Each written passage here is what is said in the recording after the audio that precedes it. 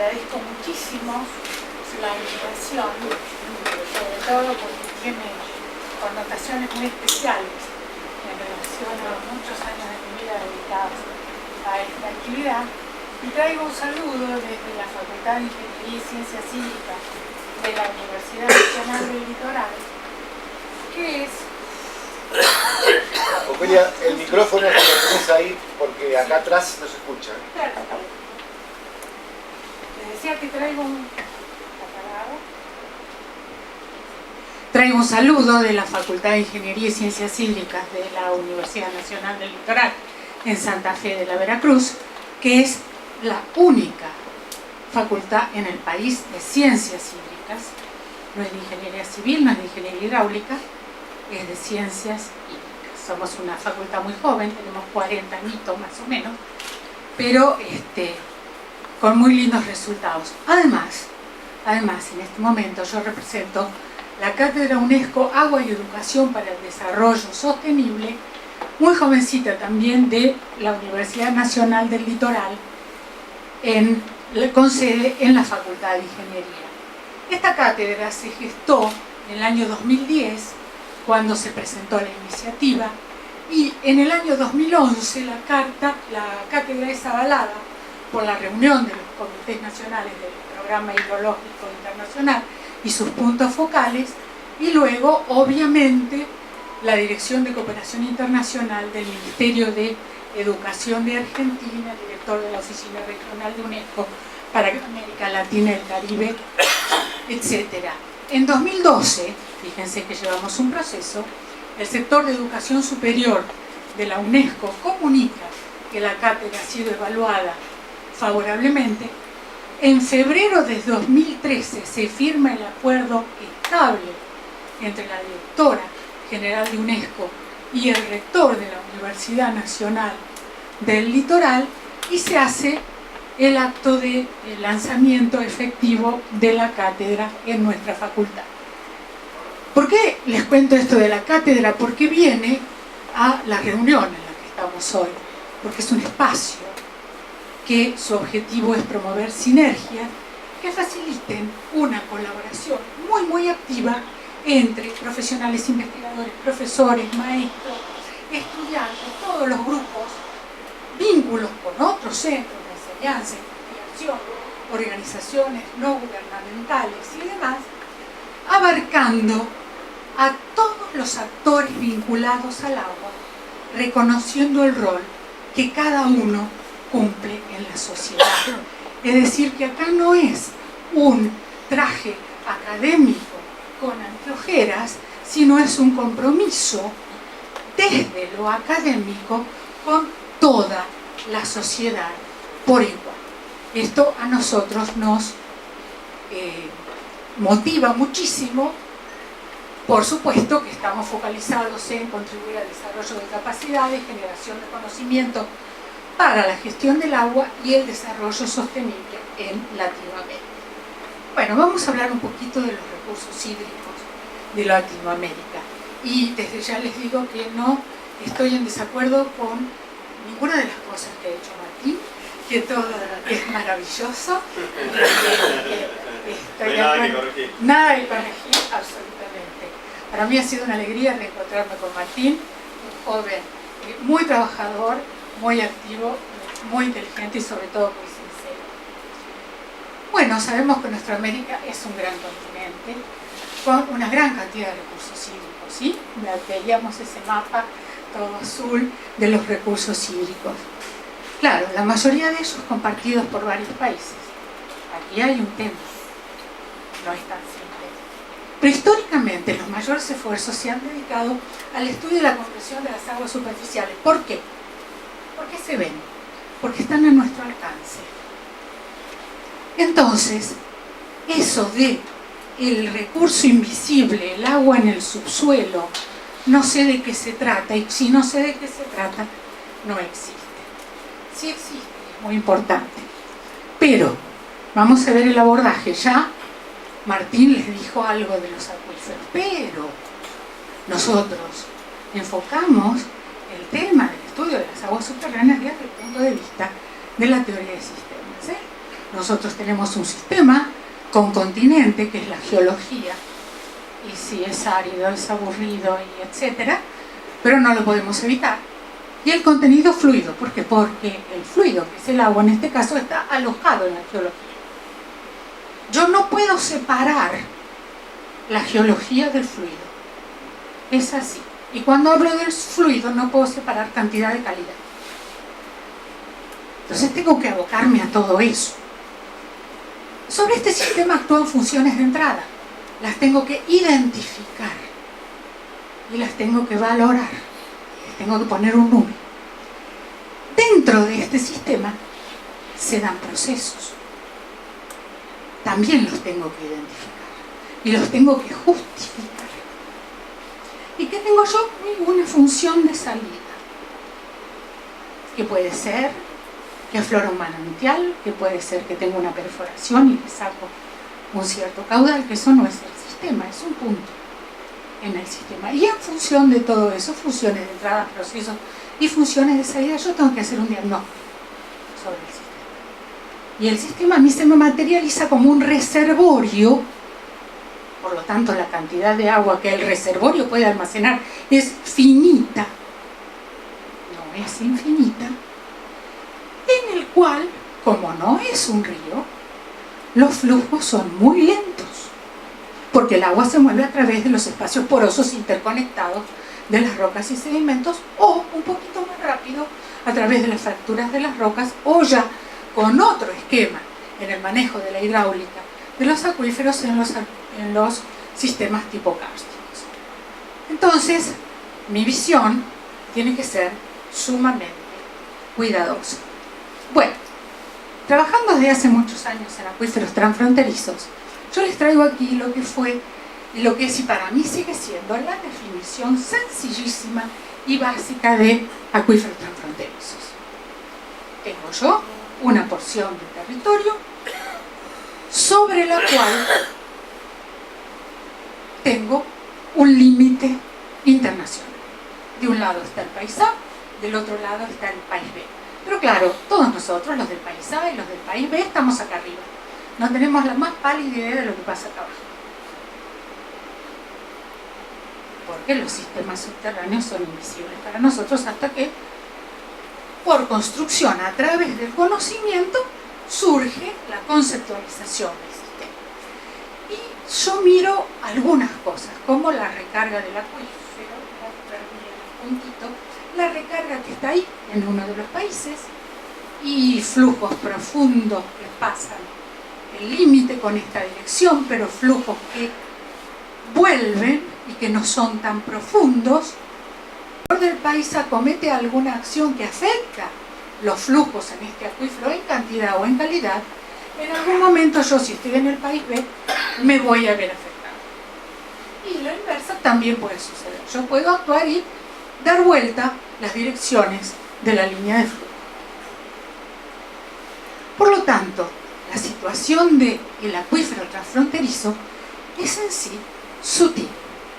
Yo tengo que avanzar desde el conocimiento para tratar de identificar aquellas características más salientes del acuífero transfronterizo, en todo de acuerdo con mi vecino, preferentemente en todo de acuerdo, o en casi todo. Podemos intercambiar opiniones, discutir, no es deseable pelear, ¿verdad? Bien, entonces, Guaraní, ya hemos hablado mucho, una, no es la mayor reserva de agua dulce del planeta, pero es una, tiene una gran extensión, tiene un gran volumen, subyace a una región con muchos millones de habitantes y es compartido por 4 países. El tema es que es transfronterizo. Nosotros empezamos a trabajar desde la Facultad de Ingeniería y Ciencias Hídricas desde la década de los 80.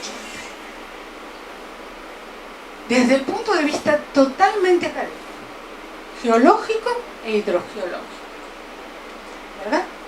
Y en el año 86, como resultado de estudios hidrogeológicos que se llevaron adelante en la provincia de Entre Ríos, expresamos la posibilidad de que en el oeste del río Uruguay el acuífero caliente existía.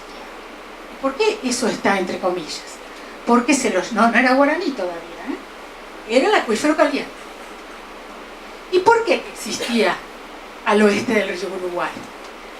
Porque los hermanos uruguayos, sin mala intención,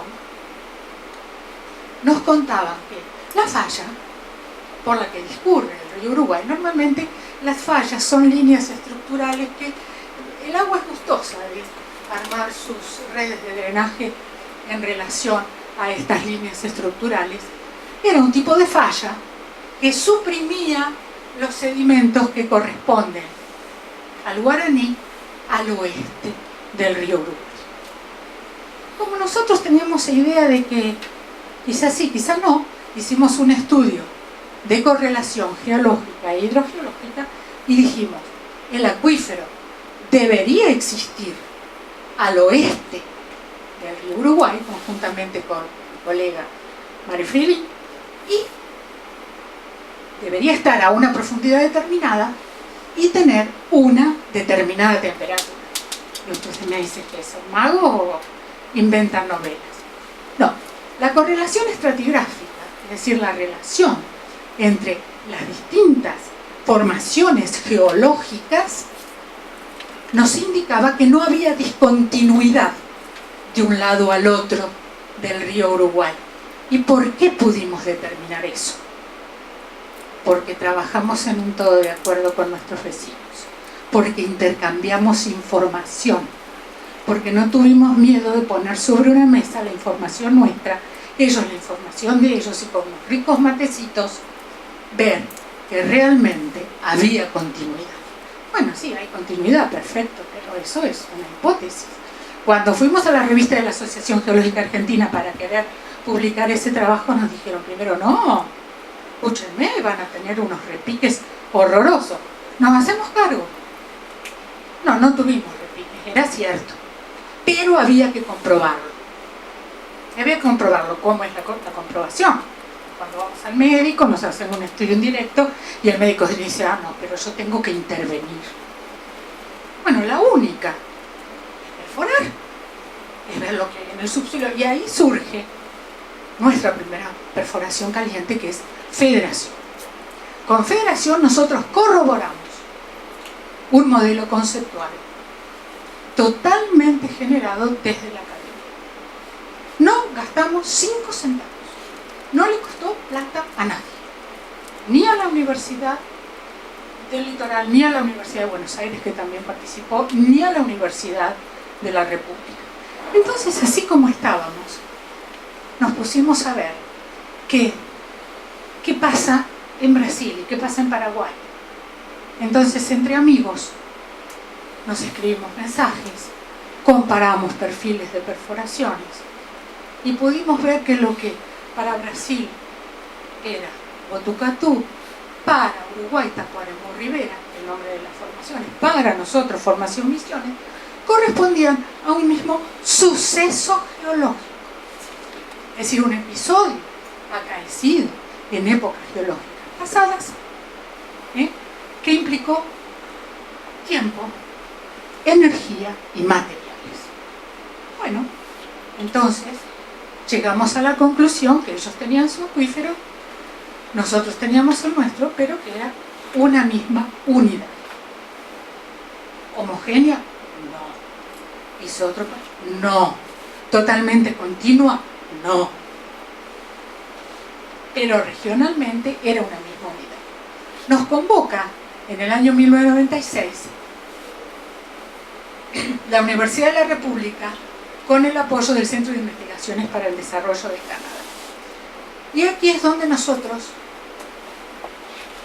presentamos el libro, que no se los puedo traer porque está agotado, Sistema Acuífero Guaraní, capítulo argentino-uruguayo, donde se presentaba absolutamente todo, no solamente las conclusiones de las elaboraciones de geología, estructura, tectónica, cantidad, calidad, sino apéndices de datos, toda la información, porque era nuestra obligación. Estábamos en la academia nada se oculta, nada se guarda. todo se muestra a la sociedad. Nuestro trabajo tiene que ser para la sociedad. Un muy buen ejemplo de integración entre dos instituciones educativas y de investigación. Armamos una universidad virtual y antes que se terminara la impresión del libro tiene lugar el taller en Paysandú, en el cual se presentan los resultados de estas investigaciones al representante del Centro de Investigaciones para el Desarrollo de Canadá, profesor Danilo Antón, y es él que desde la antropología nos dice: mire, está todo muy bien, es todo muy elegante, pero se entienden ustedes, esto no podemos tener 4 nombres diferentes, los nombres de las formaciones geológicas, si llega hasta aquí, si llega hasta allá, y nos propone darle el nombre de acuífero guaraní, no solo como homenaje al pueblo guaraní, sino como prenda de amistad y buen entendimiento entre los 4 países. Y ahí reunidos aceptamos eso y sale la declaración de Paysandú, que es muy parecida al acuerdo que en agosto del 2010 firman nuestros 4 países, expresando su voluntad de gestionar y proteger el acuífero guaraní y de siempre marchar por las vías del entendimiento y la buena vecindad. Bueno, se llamó también en ese momento Sistema Acuífero Gigante del Mercosur, con una serie de certezas y una serie de dudas que todavía persisten. Las características son muy particulares: geológicas, hidráulicas, hidrogeológicas, hidroquímicas y termales.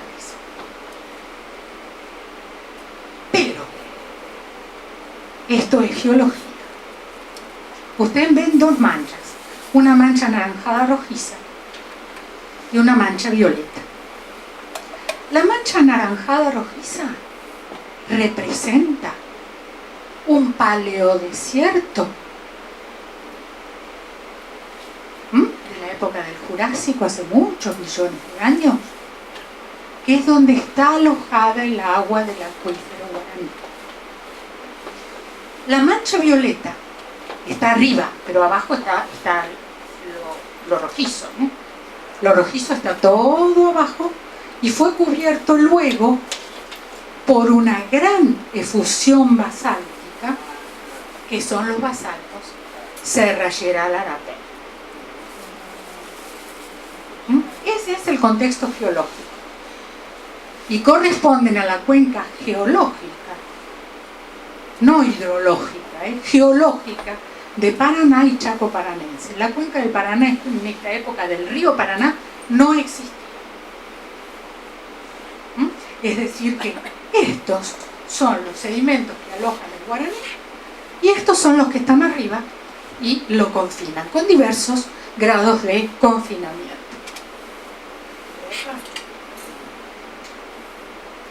Es muy... Entonces, el acuífero está alojado en rocas sedimentarias del Triásico y Jurásico, cubiertas por un espesor de flujos de basalto del Cretácico muy importante. La colada Serra Geral Arapey es una de las más grandes del mundo en su extensión, con más de 1 millón de kilómetros cuadrados.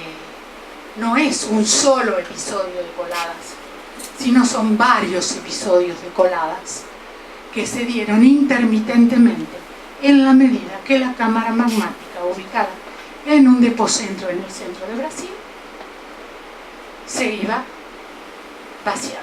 Se vaciaba, pasaba un tiempo, en ese tiempo había situaciones de erosión, y entre colada y colada se depositaban sedimentos permeables resultados de la erosión. Por eso a veces se dice que se está usando agua del Guaraní cuando en realidad se está usando agua de Serra Geral. No importa, es agua, pero no es del Guaraní. No es el acuífero guaraní el único acuífero que tenemos, ni tampoco es el único acuífero transfronterizo. Nosotros tenemos en el mundo una gran cantidad de acuíferos transfronterizos que están siendo estudiados desde el año 2000 bajo el paraguas de un programa de la UNESCO con el objetivo de identificarlos para no solo evaluar las reservas de agua dulce, que normalmente las aguas subterráneas son de buena calidad, pero no siempre, sino también tratar de promover el acercamiento entre los países que comparten el agua, son soberanos en sus territorios. Eso tiene que quedar bien claro, porque si no, los vecinos se enojan. Y entonces se generó un programa que se llama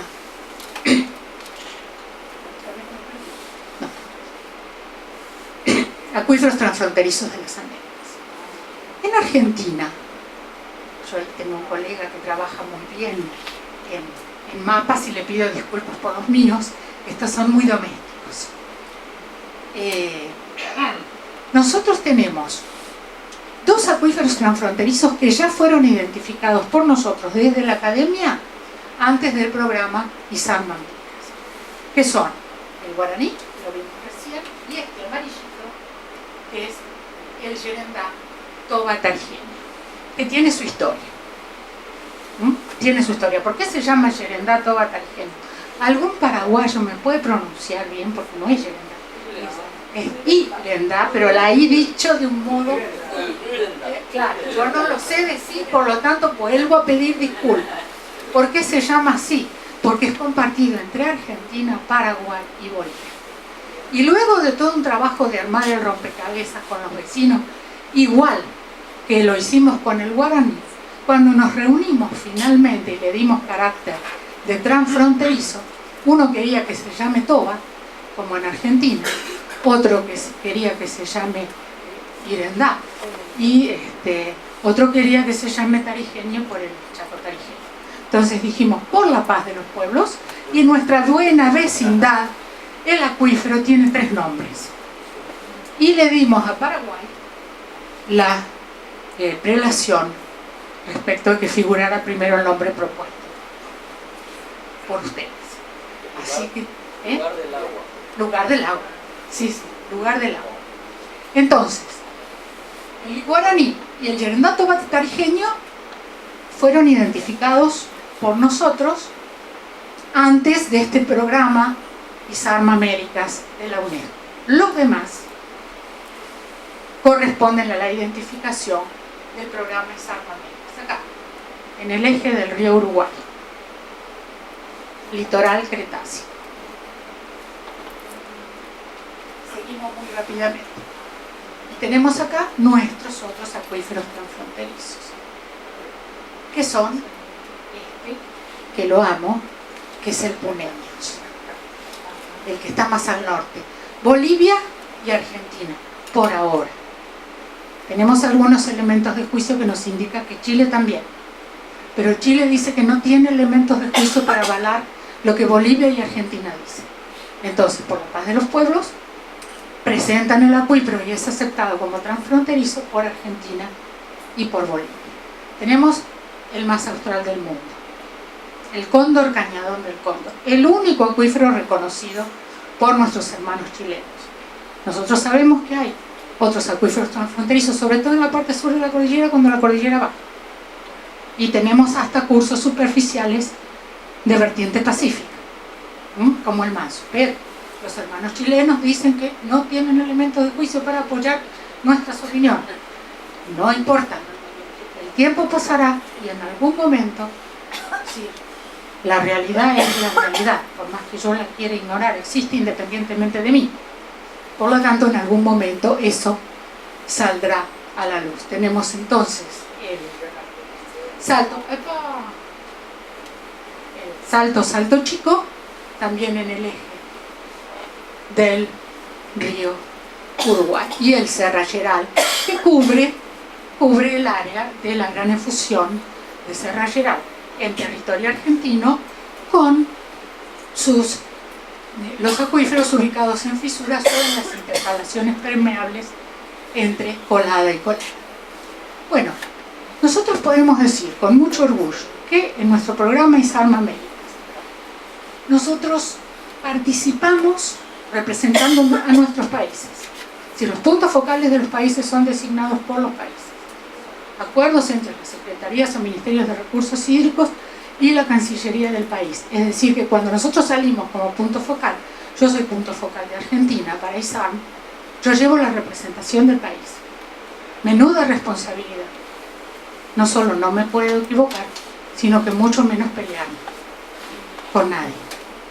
Como contrapartida, desde que comenzó el programa, somos muy pocos los puntos focales viejitos, digamos, que quedamos en el programa. Porque muchos países han cambiado por cuestiones políticas muy rápidamente los puntos focales. Pero bueno, una cosa importantísima. Nosotros intercambiamos la información con toda libertad. Nunca jamás a mí el gobierno argentino me preguntó, ¿qué hace usted con la información? Solo una vez me convocó un senador de la Nación a hablar en el Congreso Nacional y contar de qué se trataba esto de los acuíferos transfronterizos. Lo que es muy importante que nuestros legisladores sepan que también tenemos estas cosas. ¿Qué es lo que se deseaba? Desarrollar un modelo conceptual, diseñar marcos legales y establecer guías sobre la gestión conjunta y responsable de los acuíferos transfronterizos. Cuando uno trabaja en este tipo de programas internacionales, se trabaja totalmente ad honorem. Totalmente. Trabajamos con la anuencia, la aceptación de las instituciones a las que pertenecemos. En mi caso, la Universidad Litoral y el CONICET, que me prestan el tiempo para que yo cumpla mis tareas en mi sede y solo una reunión de coordinación por año. Es decir, que trabajamos al remoto. Bueno, este programa, Gestión de Acuíferos Transfronterizos, fue puesto en marcha en la 14ª sesión del Consejo Intergubernamental del Programa Hidrológico Internacional en junio del año 2000. Y se lanzaron programas de acuíferos transfronterizos en Europa, en Asia, en África, en las Américas, en China. Y a mí me da mucho orgullo poder decir, pero el de las Américas es más exitoso. Y el de las Américas es más exitoso y hay que mostrar los resultados, porque hay que rendir cuentas. Y eso es lo que hacemos nosotros. Nuestros expertos, Alicia Auriel y Yaminder Puri, son los coordinadores desde esos momentos y continúan coordinando el programa. Acá, en las Américas, nos apoyó la FAO, la Organización de Estados Americanos, que realmente terminamos siendo UNESCO-OEA, porque lo que no salía de un bolsillo salía del otro, y la buena voluntad de los países que nombraron a sus puntos focales y de la gente que sábados, domingos y fiestas de guardar se puso a trabajar para cumplir con esa obligación representando a su país, que es una cosa sumamente responsable. Aceptado que fue el logo, UNESCO es muy celosa de todas estas cuestiones, digamos, protocolares. Los objetivos: mejorar el conocimiento científico, ambiental, legal e institucional sobre aguas subterráneas transfronterizas. Sí. Colectar información para crear un inventario de los acuíferos transfronterizos de las Américas. Sí. Seleccionar casos de estudios prioritarios para implementar proyectos piloto. El enfoque metodológico, multidisciplinario, sobre la base de generación y o procesamiento de datos e información temática. Todo esto, por eso estamos todos.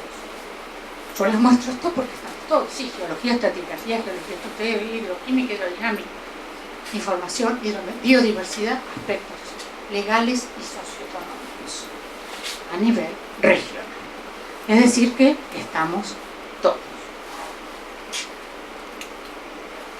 Primer resultado, libro 1, presentado en el año 2007. Inventario de los sistemas acuíferos transfronterizos de las Américas.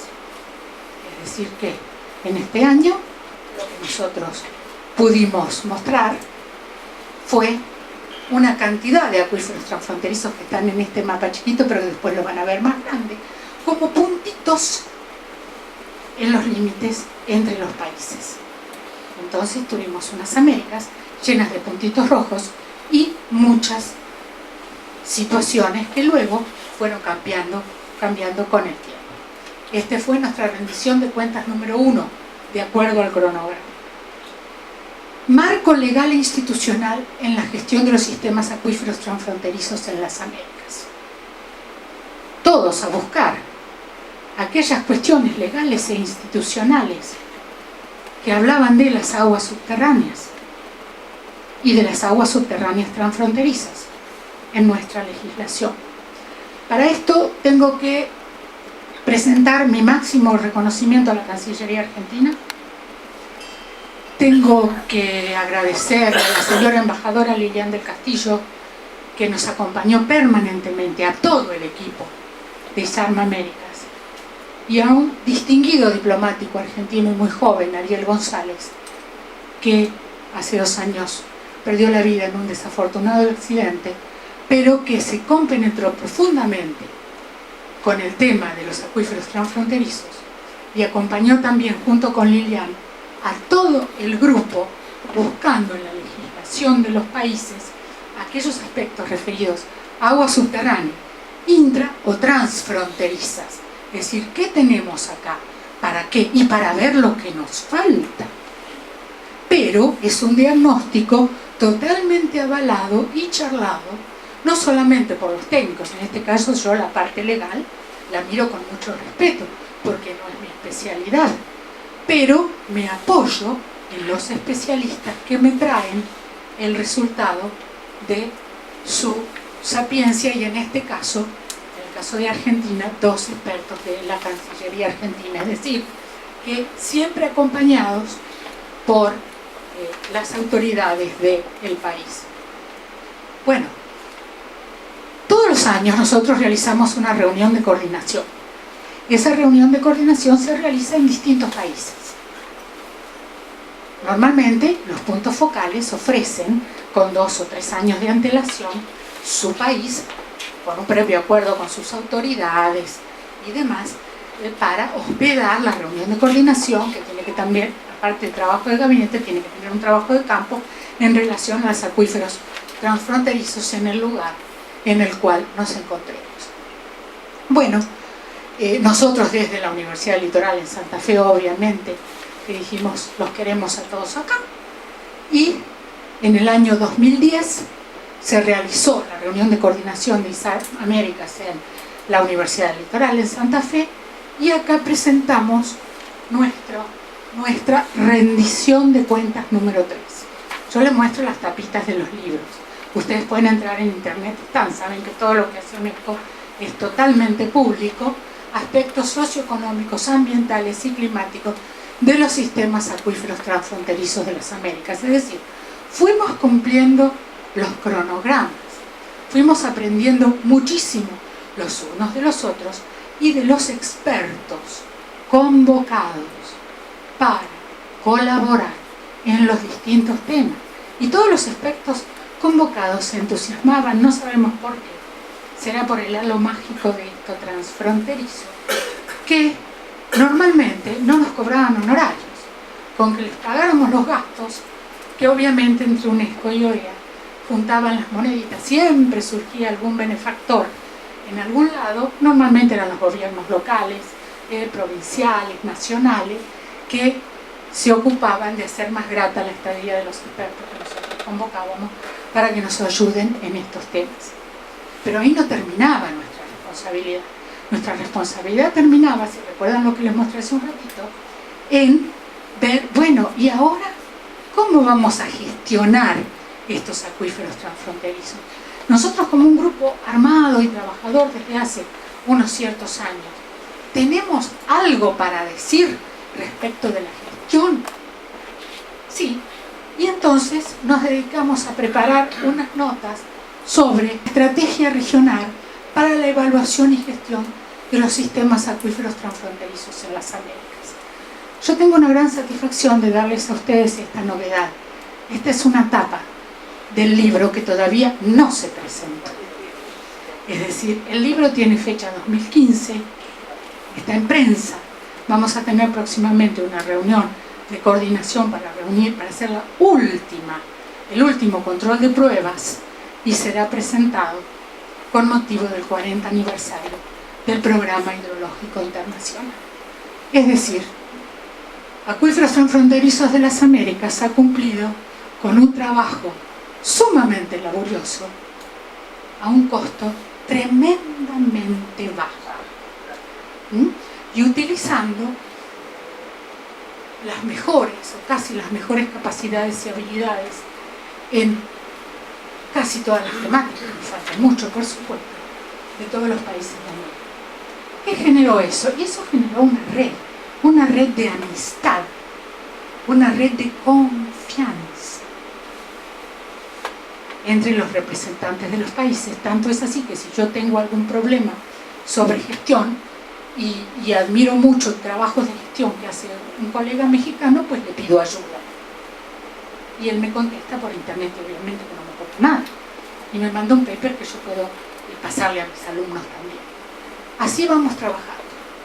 Bueno, fíjense, este es nuestro primer mapa de acuíferos transfronterizos de las Américas. Activa participación de 24 países. No estaban todos. Identificados 59 acuíferos transfronterizos. 35 en Sudamérica, 3 en América Central, 3 en el Caribe, Haití y República Dominicana, y 8 en América del Norte, pero fíjense dónde, entre Estados Unidos y México. ¿Qué pasaba ahí? ¿Qué pasaba ahí? Ahí pasaba que Canadá no tenía ningún interés, así de sencillo. Pero, pasando el tiempo, Canadá tuvo un gran interés y se constituyó en uno de los más activos trabajadores del programa. Es decir, es un proceso. Ya veo que Carlos está mirando, nadie me dice nada de la hora.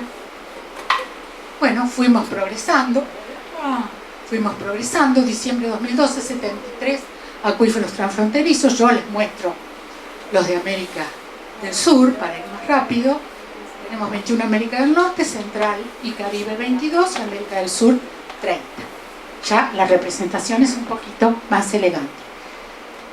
Ustedes vieron los primeros mapitas cuando yo les mostré los 7 acuíferos transfronterizos de Argentina. Y no, si cada uno de los 20 y pico de coordinadores regionales íbamos con nuestros mapas caseros a querer poner eso en un inventario, iba a ser una cosa muy poco elegante. Por lo tanto, AIGRA, que es el Instituto de Investigación de Aguas Subterráneas de la UNESCO, con sede en Holanda, muy gentilmente se ofreció a hacer una representación homogénea. Y ahí tuvimos un arduo trabajo para la edición, porque teníamos que hacer las cosas lo más sencillo posible, que fuera legible no para los hidrogeólogos, sino para los decisores, pero que además no generara conflicto. Por lo tanto, todos son límites tentativos. El acuífero llega hasta, y bueno, desde el punto de vista regional llega.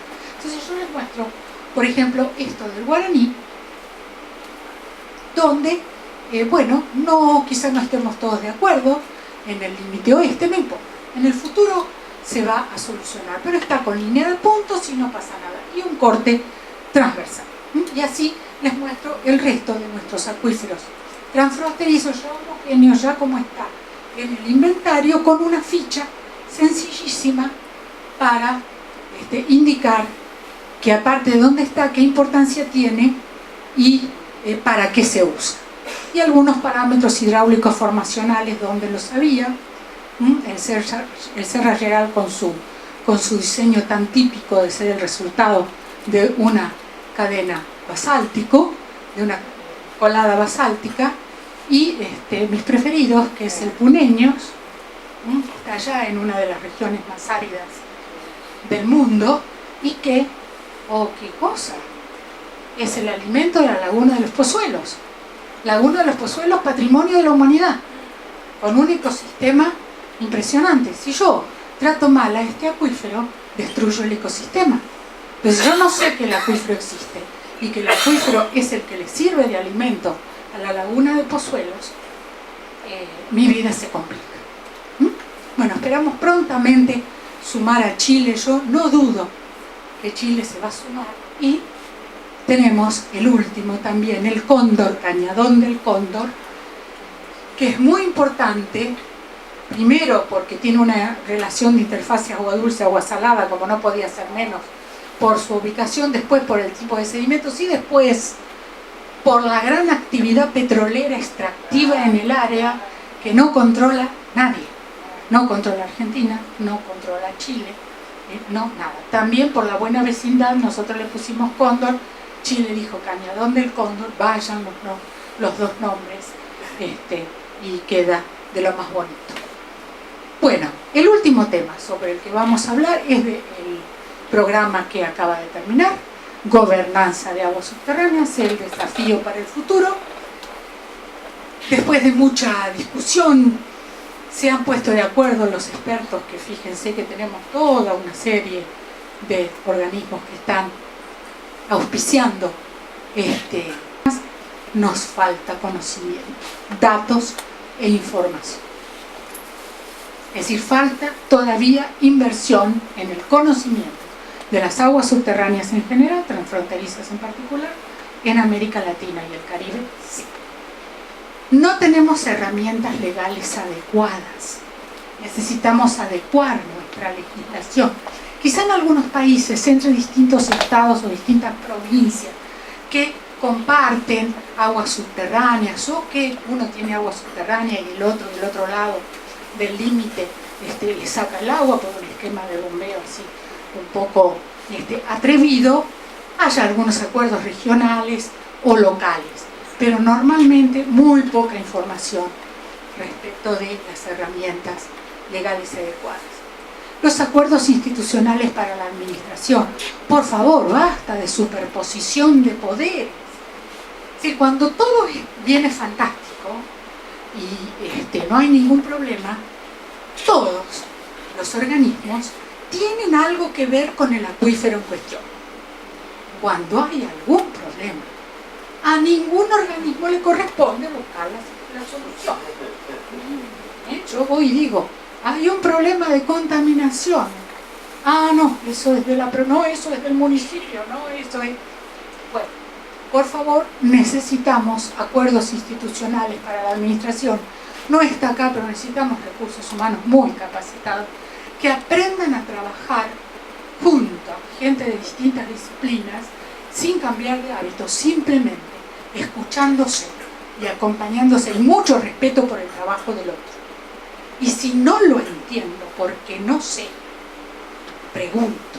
El signo de pregunta en geología. Dudo, no sé, no es una vergüenza. Tenemos que aprender a trabajar. Y por supuesto, políticas y estrategias coherentes. Y lo último que les voy a mostrar es que nosotros tenemos que pasar, hablando de la gestión integrada de recursos hídricos, de un círculo vicioso, una demanda sin freno y recursos sin regulación, a un círculo virtuoso en el cual yo primero averiguo de qué se trata mi acuífero y después digo cuáles son las políticas que voy a aplicar para gestionar y proteger este recurso que es finito y vulnerable. Si yo no sé que la carga contaminante, el esconder la basura debajo de la alfombra me va tarde o temprano a contaminar el acuífero, que voy a impactar al acuífero, que voy a deteriorar la calidad, que voy a tener problemas de volúmenes y que entonces la gente se va a pelear, va a haber situaciones de conflicto porque vos me estás quitando el agua. Voy a vivir en esta situación que vivimos ahora. Si yo evalúo el recurso, asigno el recurso, evalúo el peligro de contaminación, controlo la contaminación, tengo que salir al campo, el sistema natural está afuera, en la naturaleza.